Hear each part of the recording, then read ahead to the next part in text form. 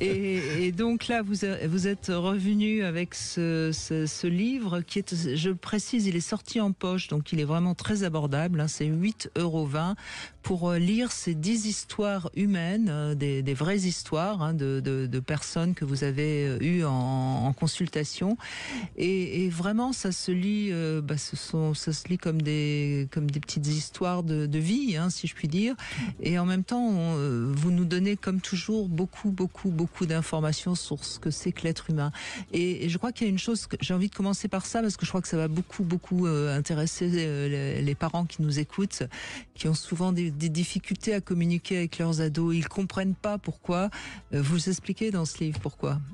Tout à fait. D'abord, je voudrais rappeler que ce livre s'appelle...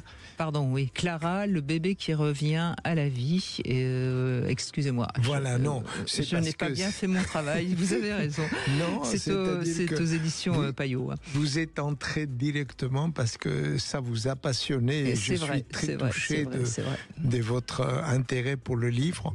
Effectivement, ces 10 histoires, c'est magnifique parce que je vis des choses dans mon cabinet extraordinaires. Et même aujourd'hui, ça fait 60 ans que je pratique ce travail et je suis heureux comme tout parce que c'est une fenêtre à la vie.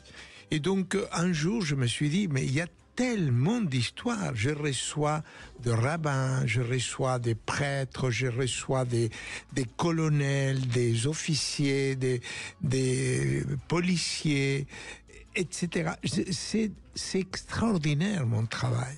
Et donc un jour je me suis dit, il faut que j'écrive, il faut que je raconte ce que je vis. Et donc, ce livre, c'est 10 histoires parmi beaucoup d'autres que j'ai vécues.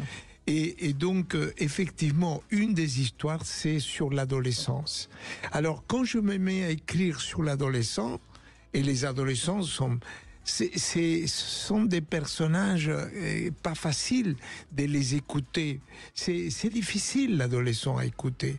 Et donc, je raconte comment je procède avec l'adolescent pour qu'il aille mieux. Les parents attendent ça. Et donc, du coup, je parle de moi. Oui, je parle de moi, de mon adolescence à moi et de ce que j'ai vécu comme adolescent. Donc c'est une mélange, ces histoires sont de mes passions mais aussi de moi. Et je me permets de dire du lecteur, si vous lisez ce livre, c'est aussi vous, puisque en le lisant, vous dites tiens, ça me concerne. Donc voilà le ton de ces histoires.